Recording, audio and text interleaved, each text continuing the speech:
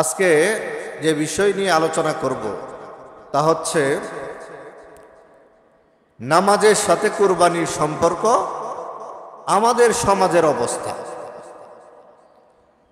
নামাজের সাথে কুরবানির সম্পর্ক আর আমাদের বর্তমান সমাজের অবস্থা, এই বিষয় নিয়ে কোরআন এবং সুন্নাহ থেকে আলোচনা করার চেষ্টা করব। ওমা তাওফিকি ইল্লা বিল্লাহ।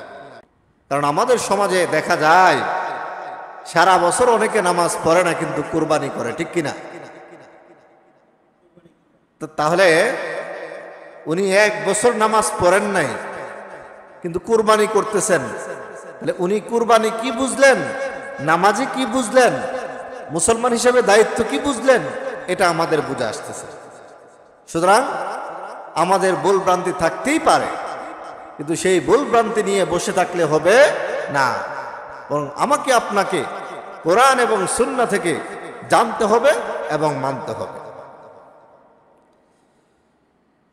সম্মানিত মুসল্লিয়ানে কেরাম, আল্লাহ রাব্বুল আলামিন পবিত্র কোরআনের সূরা কাউসারের মধ্যে আমাকে আপনাকে পরিষ্কারভাবে জানিয়ে দিলেন, ইন্না আ'তাইনাকাল কাউসার ফাসাল্লি লিরাব্বিকা ওয়ানহার ইন্না শানিয়াকা হুয়াল আবতার। আল্লাহ রাব্বুল আলামিন রাসূল সাল্লাল্লাহু আলাইহি সাল্লামের শানে এই সূরা নাজিল করেছেন, কিন্তু তিনি যেহেতু এখন আর নাই, এই শিক্ষাটা আমাদের জন্য রয়ে গেছে। আল্লাহ রাব্বুল আলামিন আমাকে আপনাকে স্মরণ করিয়ে দিয়ে এটাই বোঝাতে চাচ্ছেন, ইন্না আ'তাইনাকাল কাউসার, হে নবী, নিশ্চয় আমি তোমাকে হাউজে কাউসার দান করেছি। এটা হচ্ছে নবীর জন্য কথা, আর আমাদের জন্য শিক্ষা হচ্ছে, হে বান্দারা, নিশ্চয়ই তোমাদেরকে আমি আল্লাহ অফুরন্ত নিয়ামত দান করেছি। বলেন না সুবহানাল্লাহ। যে আল্লাহ রাব্বুল আলামিন আমাকে আপনাকে সুস্থ দেহের অধিকারী করেছেন, এটা সবচেয়ে বড় নিয়ামত, ঠিক কিনা? সময় মতো খাবারের ব্যবস্থা করেছেন, ঘুমানোর সময় আমরা ঘুমাচ্ছি, চলাফেরা করতেছি, নাজ নিয়ামতে ভরপুর চারদিকে। সে আল্লাহ রাব্বুল আলামিন এই জন্য আমাকে আপনাকে দায়িত্ব দিয়েছেন, ফাসাল্লি লিরাব্বিকা ওয়ানহার। সুতরাং হে নবী, আমি যে আল্লাহ আপনাকে নিয়ামত হিসেবে হাউজে কাউসার দান করেছি, আপনি আপনার রবের কৃতজ্ঞতা স্বরূপ, আল্লাহ রাব্বুল আলামিনের কৃতজ্ঞতা স্বরূপ আপনি সময় মতো নামাজ পড়েন, অনহার এবং কুরবানি করেন। নামাজ পড়েন এবং কুরবানি করেন। সুতরাং এই এখান থেকে আমাদের জন্য তাহলে শিক্ষাটা কি হলো, যে আল্লাহ রাব্বুল আলামিন আমাকে আপনাকে অফুরন্ত নিয়ামত দান করেছেন, এগুলো পাওয়ার পরে আল্লাহর প্রতি কৃতজ্ঞতা প্রকাশ করা দরকার আছে না নাই? অবশ্যই আছে। এই জন্য আসুন আজকে আমরা নামাজের সাথে কুরবানির কি সম্পর্ক আর আমাদের সমাজের কি অবস্থা, এটা আমরা একটু জানার চেষ্টা করি। সর্বপ্রথম যে বিষয়টা আমি আলোচনা করব সেটা হচ্ছে নামাজটা আসলে কি। আমাদের সমাজে অনেক মানুষ নামাজ পড়ে না, এমন আছে না ভাই? বেনামাজে আছে তো? আচ্ছা, ওনাকে যদি জিজ্ঞেস করা হয় যে ভাই, আপনার বাপ দাদা 14 গোষ্ঠী মুসলমান, আপনিও মুসলমান, আপনার নামটাও মুসলমানের, কুরবানির সময় গরু জব করলে আপনিও খান, তো আপনি কেন নামাজ পড়েন না? বা নামাজটা আসলে কি আপনি কি বুঝেন? তিনি সর্বোচ্চ একটা হাসি দিয়ে বলবো যে ভাই, আসলে নামাজটা পড়া দরকার, যাই ঝামেলার কারণে অনেক কিছু জানি না, বুঝি না, এই জন্য নামাজটা পড়ি না। কি বোঝা গেল কথাটা? এইভাবেই তো বলবে, নাকি এর বাইরে কিন্তু কিছু বলতে পারবে না। তবে আসুন কোরআন থেকে একটু জানার চেষ্টা করি নামাজটা কি। আল্লাহ রাব্বুল আলামিন সূরা নিসার 103 নম্বর আয়াতে বলেছেন, ইন্নাস সালাতা কানাত আলাল মুমিনিনা কিতাবাম মাওকুতা। নিশ্চয় নামাজ হচ্ছে ওই ইবাদত, আল্লাহর ওই হুকুম যা নির্দিষ্ট সময়ে মুমিনদের উপরে ফরজ করা হয়েছে। সুবহানাল্লাহ। তাদের উপরে, মুমিনদের উপরে আল্লাহর ওই বিধান ফরজ করা হয়েছে, সেটার নাম কি? নামাজ। তার মানে বোঝা গেল নামাজ পড়লে ঈমানদার, নামাজ না পড়লে পরেরটা বলতে কি বেঈমান। এটা বলতে সমস্যা কোথায়? নামাজ পড়লে ঈমানদার, কারণ ঈমানদারের উপর কি করা হয়েছে? ফরজ করা হয়েছে, নফল না, কিন্তু ওয়াজিব না, সুন্নাত এই সমস্ত না। কিতাবাম মাওকুতা, নির্দিষ্ট সময়ে ফরজ করা হয়েছে। কিন্তু একটা ব্যক্তি বছরের পর বছর চলে যাচ্ছে, সপ্তাহ মাস বিভিন্ন সময় চলে যাচ্ছে, 5 ওয়াক্তের নামাজই হচ্ছে না, হয়তো মাঝে মধ্যে জুমার নামাজ, ঈদের নামাজ। ও ভাই, জুমার নামাজ সাপ্তাহিক দায়িত্ব, কিন্তু 5 ওয়াক্ত নামাজ তো ফরজ। অথচ আল্লাহ রাব্বুল আলামিন স্পষ্ট বললেন, মুমিনদের উপরে আমি নামাজ ফরজ করেছি। সুতরাং নামাজ পড়া মানে, এটাকে গুরুত্ব দিয়ে পড়া মানে ঈমানের পরিচয়, নামাজ না পড়া মানে হচ্ছে বেঈমানের পরিচয়। এখন আপনি বলতে পারেন যে আমি তো নামাজ অস্বীকার করি নাই, নামাজ না পড়লেও আমার ঈমান ঠিক আছে। না ভাই, এই কথা মিথ্যা কথা। আপনাকে যারা শিখাইছে বা শোনাইছে, বুঝাইছে, এই কথা দিয়ে ইসলাম চলে না। এবার আসুন হাদিস থেকে একটু শোনার চেষ্টা করি। সহিহ বুখারীর 413 নম্বর হাদিস। রাসূলুল্লাহ সাল্লাল্লাহু আলাইহি সাল্লাম বলেছেন, ইন্নাল মুমিনা, নিশ্চয় মুমিনেরা, ইযা কানা ফিস সালাতি, নামাজের মধ্যে থাকে, ফা ইন্নামা ইউনাজি রাব্বাহু, সে যেন তার রবের সাথে গোপনে কথা বলে। বলেন না সুবহানাল্লাহ। তার মানে যার নামাজ নাই তার রবের সাথে কি কোনো সম্পর্ক নাই? কথাটা কি বুঝতেছেন নাকি? ঈমানদার যখন নামাজে থাকে, সম্পর্ক কার সাথে থাকে? আল্লাহর সাথে থাকে। আল্লাহ রাব্বুল আলামিন বলেছেন, ওয়াসজুদ ওয়াক্তারিব, সাজদা দাও আর আল্লাহর কাছে চলে যাও। বলেন না সুবহানাল্লাহ। যে ব্যক্তি নামাজ পড়ে না, আমাদের সমাজ তাকে মুসলমান ঘোষণা দিল, সে আসলে মুসলমান না। কোরআন এবং সুন্নাহর দৃষ্টিতে সে আসলে মুসলমান না। আরো হাদিস শুনেন, রাসূল সাল্লাল্লাহু আলাইহি সাল্লাম বলেছেন, বাইনাল আবদিন বাইনাল কাফির তারকুস সালাত, মুমিন বান্দা এবং কাফেরের মধ্যে পার্থক্যের ইবাদতের নামই নামাজ। তাই যে ব্যক্তি নামাজ পড়বে সে ঈমানের ঘোষণা দিতে পারবে, আর যে নামাজ পড়বে না সে ঈমানের ঘোষণা দিতে পারবে না।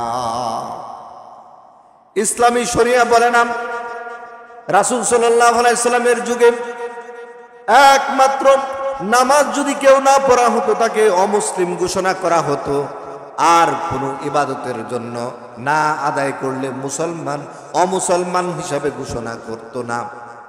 নামাজ পড়তেছে তার মানে সে মুসলমান, যেমন মুসলমানই হোক, অপরাধী, পাপী, গুনাহগার যাই হোক না কেন, তবে সে মুসলমান যখন সে কি নামাজ পড়ে। এবার আসুন কুরবানি কি। নামাজ হচ্ছে ফরজ, আর কুরবানি দেওয়া ওয়াজিব। সবার উপর নাকি? সবার উপরে না, ধনী গরিব সবার উপরে নামাজ পড়া ফরজ, সামর্থ্যবানের উপরে কুরবানি করা ওয়াজিব। কোনো কারণে সামর্থ্যবান ব্যক্তিও যদি কোনো কারণে ছুটে যায়, এর জন্য কি? এর জন্য ওয়াজিব তরকের গুনাহ হবে। ফরজ তরকের গুনাহ তো আর হইব না নাকি? কথা কি বুঝাতে পারতেছি তো নাকি? তারপরে কুরবানি করা ওয়াজিব আর নামাজ পড়া ফরজ। নামাজ পড়তে গেলে কোনো টাকা পয়সা লাগে নাকি? কথাটা বুঝে নাকি না? নামাজ পড়তে গেলে টাকা লাগে? আচ্ছা, কুরবানি দিতে গেলে কি লাগে? টাকা লাগে তো নাকি? হ্যাঁ, নামাজটা হচ্ছে শারীরিক ইবাদত, শারীরিক ইবাদত, আর কুরবানি হচ্ছে আপনার আমলের ইবাদত। যেই নামাজ না পড়লে ইমানদার থাকা যায় না, যেই নামাজ পড়তে গেলে টাকা লাগে না, ওই সমাজে অনেক মানুষকে আমরা দেখেছি টাকা নাই, ঋণ করে হলেও কোরবানি দেয়। ঠিক কিনা? কোরবানি দেয় না, হাওলাত করে দেয়, ঋণ করে দিচ্ছে, নামাজ পড়তেছে না, অথচ এখানে টাকা লাগে না। নামাজ ফরজ, কুরবানি ওয়াজিব। অনেক ক্ষেত্রে ইমামরা বলেছেন কুরবানি সুন্নাহ, এটার মধ্যে দ্বিমত থাকতে পারে। সুন্নাহটা জেনে এটাই ওয়াজিবের কাছাকাছি, ওয়াজিবটা সুন্নাহদের কাছাকাছি, এটা সমস্যা নেই। কিন্তু বাকি না, সম্পদটাকে তুমি আল্লাহর জন্য কুরবানি করতে পারবা কিনা এই পরীক্ষা, বরং এটা ভয়ের কারণ। ঠিক কিনা? সামর্থ্যবান হয়েছে মানে কি ভয়, যে আল্লাহ তোমার পরিপূর্ণ সন্তুষ্টি অর্জনের জন্য কোরআন এবং সুন্নাহর পরিপূর্ণ আনুগত্য করে আমি কুরবানি করতে পারবো কিনা এই ভয়ে তো থাকতে হবে। হ্যাডম দেখামো কখন? আর যারা কুরবানি দিতে পারবো না, মন খারাপের কোনো কারণ নাই, কারণ 5 ওয়াক্ত নামাজ ছুইটা গেলে আপনার তো মন খারাপ হয় না, তখন তো আপনার মন খারাপ হয় না। আচ্ছা, বিধানটা যদি আল্লাহ এভাবে দিতেন যে ব্যক্তি কুরবানি করবে তার বাড়িতে গোশত নেওয়া যাবে না, কেমন হইতো? যদি আল্লাহ এই বিধান দিয়া বইতেন যে যেই ব্যক্তি কুরবানি দিবে তার বাড়িতে গোশত নেওয়া যাবে না, যেখানে কুরবানি সেখানেই গরিবদের বিলি করে দিতে হবে, তখন দেখতেন যে কত সমস্যা বের হয়। এবছর আমি টাকার জন্য চিকিৎসাই করতে পারতেছি না, কুরবানি দিয়াম কি? আমার মাথা বড় ঋণ, আমি কুরবানি দিব কোত্থেকে? বুঝছেন কিনা? তার মানে এখানে একটা উদ্দেশ্য আছে, এক শ্রেণীর, সবার না, গোশত খাওয়ার একটা উদ্দেশ্য আছে। তার মানে কি উদ্দেশ্য গোশত খাওয়া থাকতে পারে না? অবশ্যই থাকতে পারে। মূল উদ্দেশ্য থাকবে কি?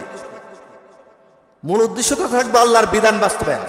দেখেন, গোশত আমরা বুঝেছি কুরবানি মানে হচ্ছে পশু জবাই করা, ইসলাম এটাকে বলে নাই। ইসলাম যে বলে নাই, প্রমাণ কি? দলিল নেন, সূরা সফফাতের 102 নম্বর 3 নম্বর আয়াত। আজকে একটু বাহিরের মাইকটা কি চালু আছে নাকি? হ্যাঁ, 5 মিনিট পরে বন্ধ করে দিবেন যাতে অন্য মসজিদের ক্ষতি না হয়। সূরা সফফাতে দেখেন, কুরবানি যেখান থেকে শুরু হয়েছে ইব্রাহিম আলাইহিস সালামের থেকে, তো নাকি ওই ঘটনা সূরা সফফাতের 102 নম্বর আয়াতে আসছে। আল্লাহ রাব্বুল আলামিন কুরবানির ঘটনাটা এভাবে শুরু করেছেন, ফালাম্মা বালাগা মাআহুস সা'য়া, ইসমাঈল আলাইহিস সালাম যখন ইব্রাহিমের সাথে হাঁটা চলার বয়স হয়েছে, মানে ছোট তবে হাঁটাচলা করতে পারে, কথাবার্তা বলতে পারে, তখন ইব্রাহিম আলাইহিস সালাম বলতেছে, ক্বালা ইয়া বুনাইয়া ইন্নী আরা ফিল মানামি আন্নী আযবাহুকা, হে আমার ছেলে, হে আদরের ছেলে। বুনাইয়া বলা হয় আদরের ছেলে। নিশ্চয় আমি স্বপ্ন দেখেছি তোমাকে আমি আযবাহুকা, জব করতেছি। আমাদের সমাজে বলা হয় ওই ইব্রাহিম আলাইহিস সালাম প্রথমে স্বপ্ন দেখছে 100 তোমার প্রিয় বস্তু কুরবানি করো, বলা হয় না? আছে না নাই? পরে তিনি 100 উট জব করছে, পরে আবার স্বপ্ন দেখছে 100, হ্যাঁ, আরো 100 উট জব করছে। এভাবে আসে না নাই নাকি? ঘটনাটা আছে না? মিথ্যা কথা, এগুলো কোনো সত্য নাই। কোরআন হাদিসে এই ধরনের কথা আসে নাই।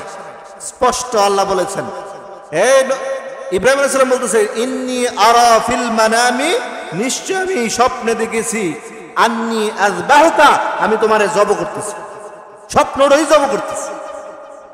ফানজুর মাযা তারা, তোমার মতামত কি? ছেলের কাছে বাবা মতামত চাইছে। আমাদের এলাকার যদি ছেলে হইতো, বললো যে আব্বা তোমার মাথা নষ্ট হয়ে গেছে, আর আমি মোটামুটি একটা সময় নিয়ে ভাইবা চিন্তা লই, আর ওইখানে বাপকা বেটা, বাপ যেমন বেটা তেমন। বাপ বলছে, হে আমার ছেলে, আমি স্বপ্ন দেখেছি তোমাকে আমি জব করতেছি, আল্লাহ স্বপ্ন দেখাইছে। আর ছেলে জানে বাবা যেহেতু নবী, তার মানে নবীর স্বপ্ন কি? ওহী। নবীর স্বপ্ন হচ্ছে সত্য, আল্লাহর বিধান। ছেলে বলেছে, ইয়া আবাতি ফাল মা তুমার সাতাজিদুনি ইনশাআল্লাহু মিনাস সাবিরিন। হে আমার সম্মানিত পিতা, আপনি তাই করেন যা আল্লাহ আপনাকে আদেশ করেছেন। বলেন না সুবহানাল্লাহ। সাতাজিদুনি ইনশাআল্লাহু মিনাস সাবিরিন, আপনি আমাকে ধৈর্যশীলদের সাথে পাবেন।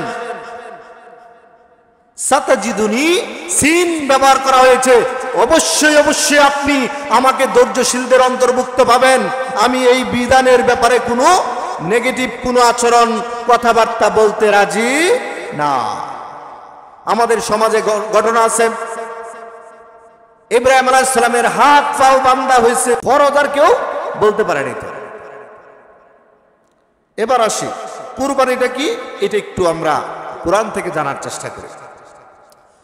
কুরবান আরবি শব্দ, এই কুরবান শব্দটি আল কারবু থেকে এসেছে। আল কারবু অর্থ হচ্ছে নিকটে যাওয়া। কুরবানি এমন এক ইবাদত, যেই ইবাদত আদায় করলে আল্লাহর সন্তুষ্টির জন্য, এই ইবাদত আদায় করলে আল্লাহর নৈকট্য লাভ করা যায়, এই জন্য তার নাম কুরবানি। বলেন না সুবহানাল্লাহ। এটা হচ্ছে কুরবানি। সেটা কেমন? সূরা মায়েদার ২৭ নম্বর আয়াত। আমরা কি আদম আলাইহিস সালামের 2 সন্তানের কথা জানি কিনা? নাম কি? হাবিল, কাবিল। কোরআনে নাম আসে নাই, হাদিসে নাম আসছে, এই জন্য আমরা বলতেছি।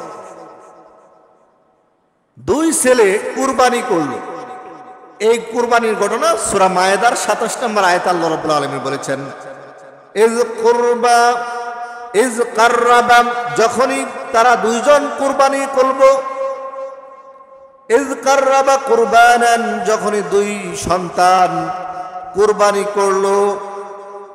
ফাতুকুব্বিলা মিন আহাদিহিমা, একজনের কুরবানি আল্লাহ কবুল করলেন। কি করলেন? একজনের কুরবানি কি করলেন? কবুল করলেন। ওয়ালাম ইউতাকাব্বালা মিন আখসার, আরেকজনের কুরবানি আল্লাহ রাব্বুল আলামিন কবুল করেন নাই। যখনই এক ভাইয়ের কুরবানি কবুল হয়ে গেল, হাবিলের কুরবানি যখন কবুল হয়ে গেল, কাবিলের কুরবানি কবুল হয় নাই। কবুল হয় নাই। যখনই কবুল হয় নাই, ওই কাবিল বলতেছে, কলা, সে বলতেছে, লা আকতুলান্নাকা, অবশ্যই আমি তোমাকে হত্যা করব। কাবিল বলল হাবিলকে, অবশ্যই আমি তোমার কি করব?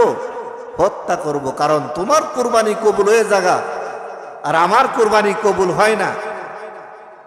হাবিল সাথে সাথে বলল, কলা, সে বলল, ইন্নামা ইয়াতাকাব্বালুল্লাহু মিনাল মুত্তাকিন, যে ব্যক্তি আল্লাহকে ভয় করে কুরবানি দেয়, ইবাদত করে, আল্লাহ রাব্বুল আলামিন তার কুরবানি কবুল করেন। বলেন না সুবহানাল্লাহ। আল্লাহর ভয়, আল্লাহকে ভয় করে যে ব্যক্তি কুরবানি করবে, যে কোনো ইবাদত করবে, সেই ইবাদত আল্লাহ কবুল করবেন। শর্ত কি? তাকওয়া থাকতে হবে, আল্লাহর ভয় থাকতে হবে অন্তরে। তার মানে কুরবানি হচ্ছে আল্লাহর নিকটে যাওয়ার একটি মাধ্যম, ইবাদত।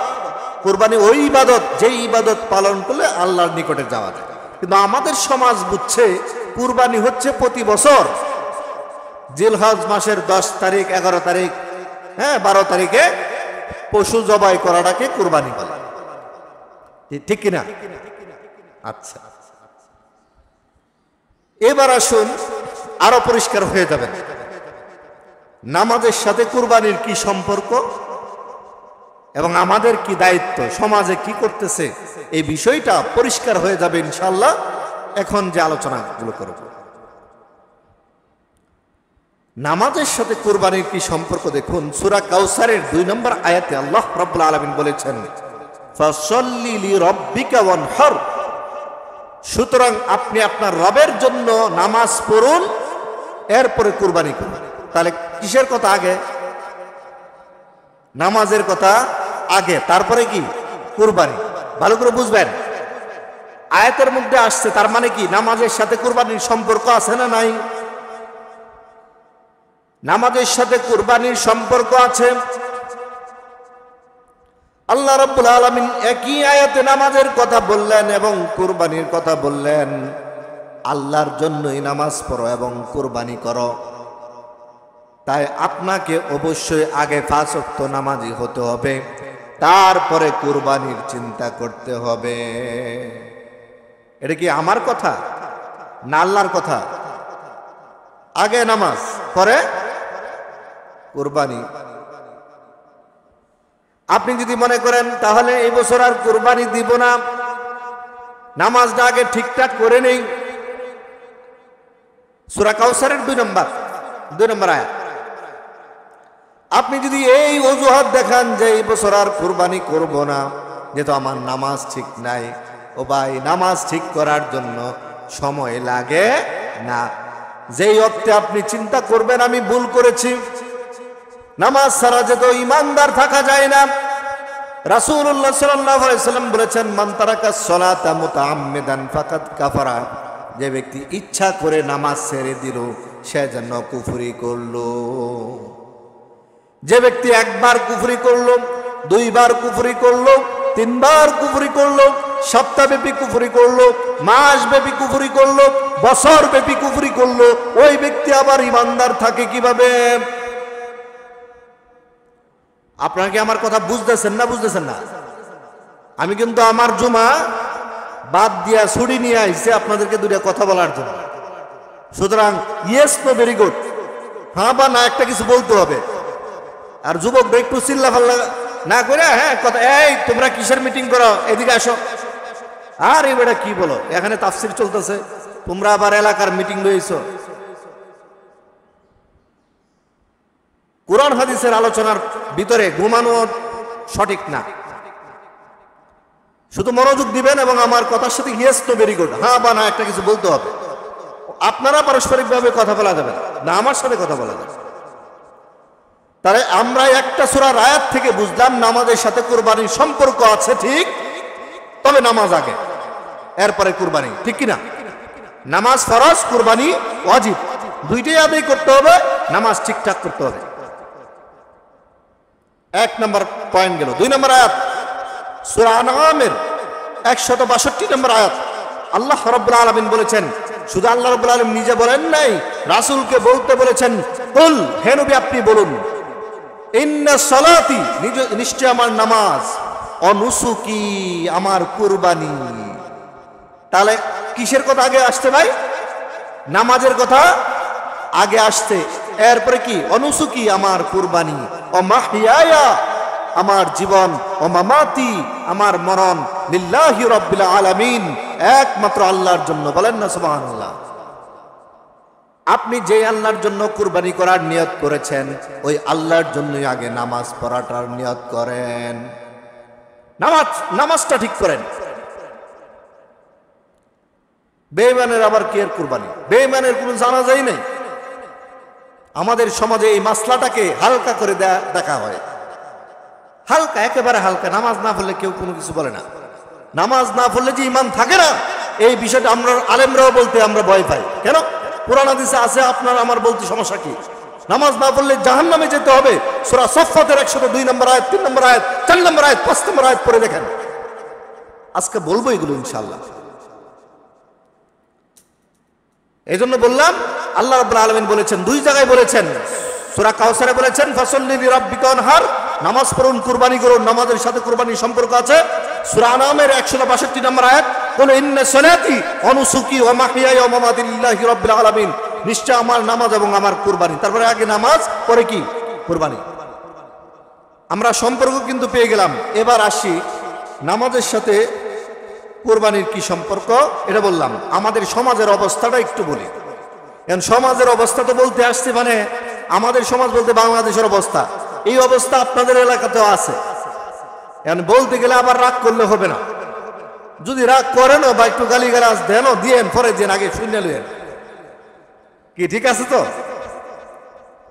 যে হুজুর আসছেন বালা কথা, একটু নামাজ পড়ায় চলে যাবেন না, এই ধরনের আমি হুজুর না। আমি যেখানেই যাই দুইটা কথা বলার জন্য যাই। এই জন্য যেটা বলছিলাম, আমাদের সমাজের কি অবস্থা দেখেন। নামাজ না পড়লেও কুরবানি দেয়, ঋণ করে হলেও কুরবানি দেয়, আছে না নাই? আচ্ছা, নামাজ না পড়লেও কুরবানি দেয় কেন? ঋণ করেও কেন কুরবানি দেয়? আচ্ছা, কয়েকটা কারণ হতে পারে। একটা কারণ হচ্ছে মানুষকে দেখানো। নামাজ আপনার আমার উপর ফরজ করা হয়েছে, ফরজটা আদায় করতেছি না, কিন্তু কুরবানির সময় গরু সবার আগে সবচেয়ে বড়টা কিনে নিয়ে আসলাম। তার মানে বোঝা গেল নামাজ ছাড়াও যদি কুরবানি চলে, আমি কুরবানি করতেছি, তার মানে এখানে কুরবানি উদ্দেশ্য না, এখানে গুস্ত উদ্দেশ্য। যদি আপনার উদ্দেশ্য গুস্ত থাকে, তাহলে আপনি গুস্ত খেতে পারবেন, সমস্যা নাই। এই গুস্ত হারামও হবে না, হালালই। কুরবানিও বাতিল, আর বেনামাজির তো কুরবানি হওয়ার কথাই না, যদি তওবা না করে, নামাজটা শুরু না করে। আপনাকে আমার কথাগুলো বুঝতেছেন নাকি? কঠিন লাগতে পারে, কিন্তু কঠিন না, এগুলো আমলে নাই বিদায় কঠিন লাগবে। সূরা জামিআত তিরমিজির 1535 নম্বর হাদিস, রাসূলুল্লাহ সাল্লাল্লাহু আলাইহি ওয়াসাল্লাম বলেছেন, ইন্নার রিয়া শিরকুন, নিশ্চয় লোক দেখানো ইবাদত, শিরক। আপনি যদি আল্লাহর জন্যই কুরবানি করে থাকেন, তাহলে আল্লাহর জন্য নামাজ পড়েন না কেন? তার মানে নামাজ না পড়ে আপনি কুরবানির আয়োজন করতেছেন, নামাজের ব্যাপারে নিজেকে সংশোধন করতেছেন না, তওবা করতেছেন না, ইচ্ছা করে ছেড়ে দিচ্ছেন। কারণ থাকলে ভিন্ন কথা, ইসলামে কারণটাকে হালকা মানে সুযোগ দিয়েছে, রুখসাত দিয়েছে। এরপরে দেখেন সমাজের কি অবস্থা। কুরবানি দেওয়াটাকে সম্মানের মনে করা হয়, নিজের একটা হেডাম আছে, আমি বিত্তশালী, আমি গরিব না, এমন একটা ভাব আসে কুরবানি দিতে পারলে। আর যারা আমরা কুরবানি দিতে পারি না, আমাদের মনটা থাকে ছোট, অন্যদের সামনে যাওয়াটা অপছন্দ হয়, কষ্ট লাগে।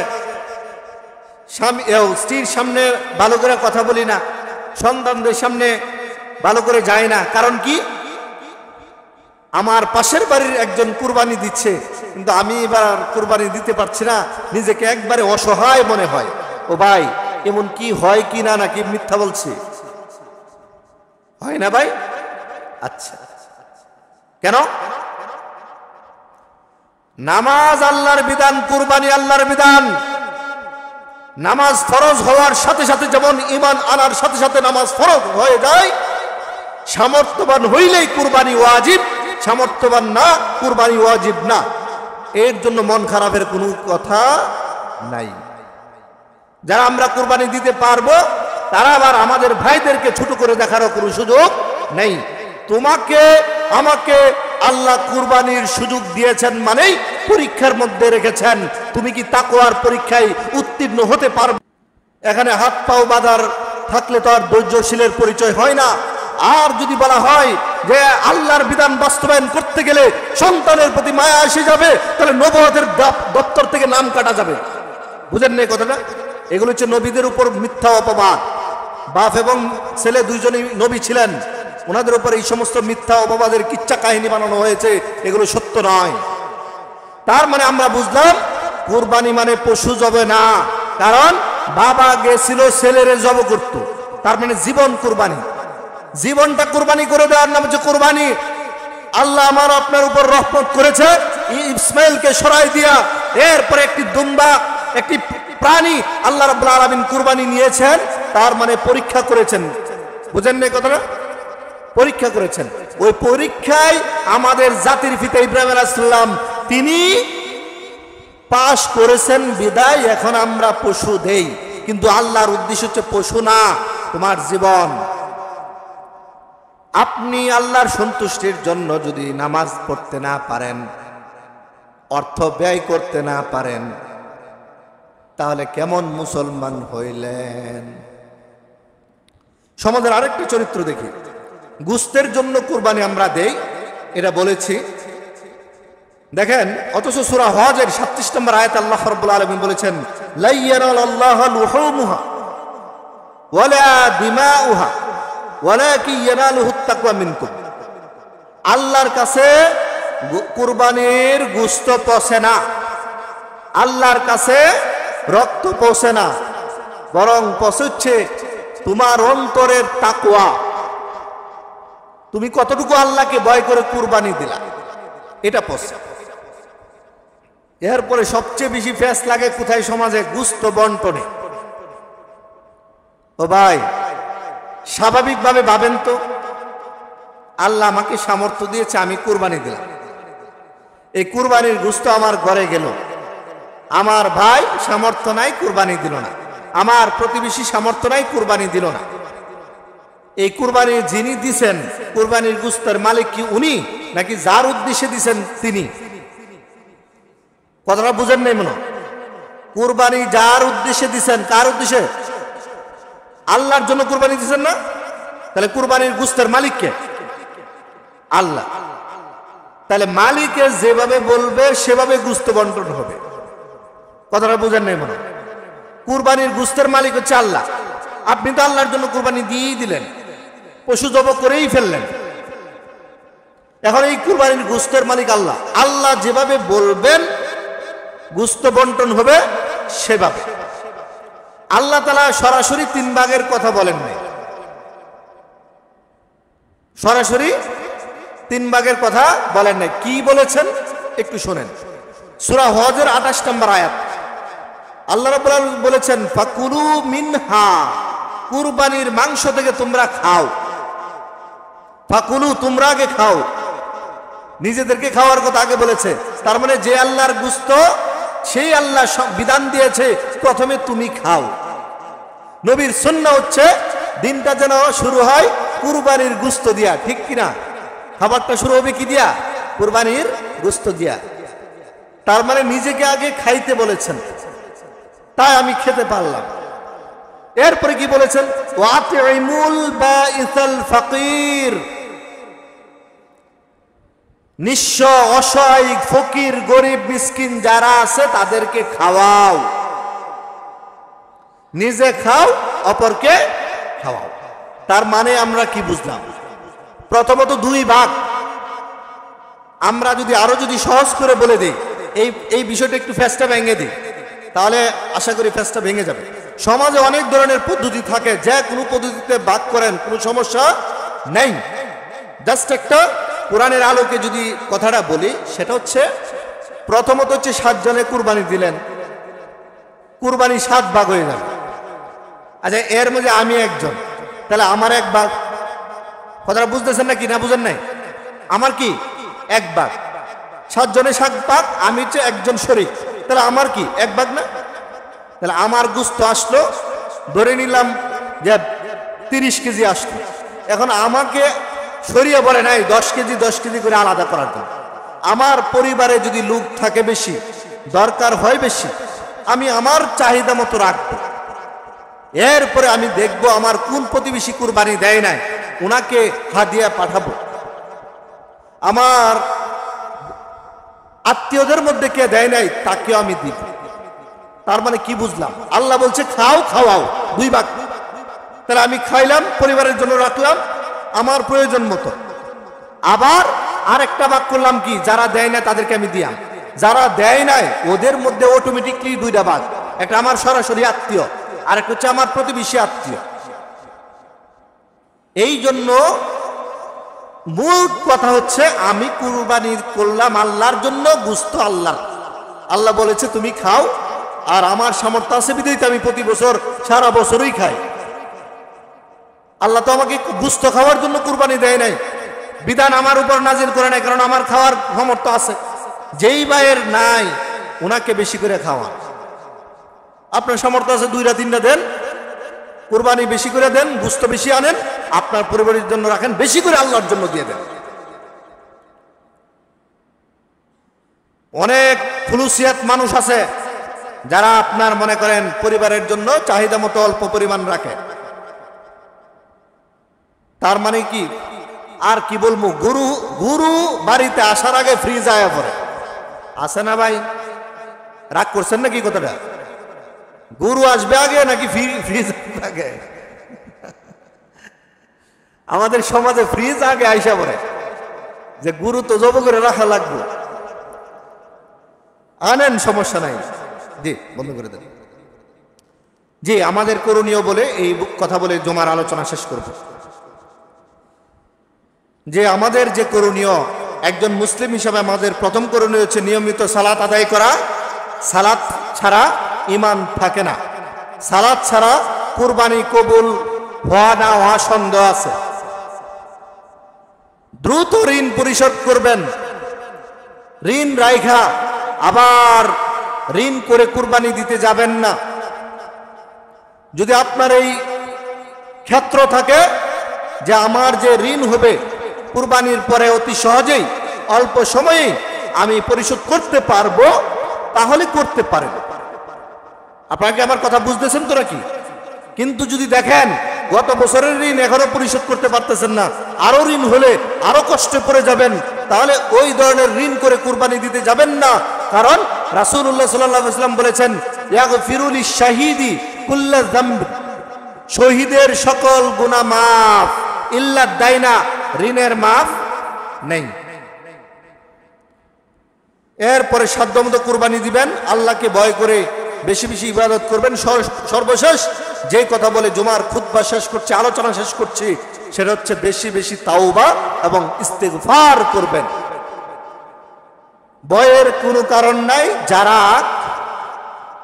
সূরা জুমার 53 নম্বর আয়াত, তাদের জন্য সান্ত্বনা, আমাদের জন্য আল্লাহ রাব্বুল আলামিন সান্ত্বনা দিয়েছেন।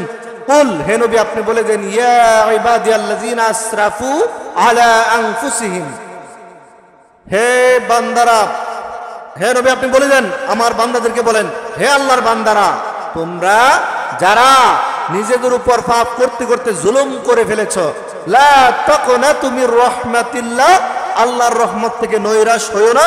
ইন্নাল্লাহা ইয়াগফিরুয যুনুবা জামিআ, সকল গুনাহ অবশ্যই আল্লাহ মাফ করে দিবেন। ইন্নাল্লাহা গফুর রহিম, আল্লাহ নিশ্চয়ই আল্লাহ ক্ষমাশীল দয়াময়। বলেন না সুবহানাল্লাহ। আজকের জুমার শিক্ষা নেন যে আমরা এখন থেকে আর নামাজ ছাড়ব না। যেখানে যে অবস্থায় থাকব নামাজ পড়ব এবং সাধ্যমতো আল্লাহর সন্তুষ্টির জন্য কুরবানি করব। আল্লাহ আমাদের সেই তৌফিক দান করুক, আমিন। যদি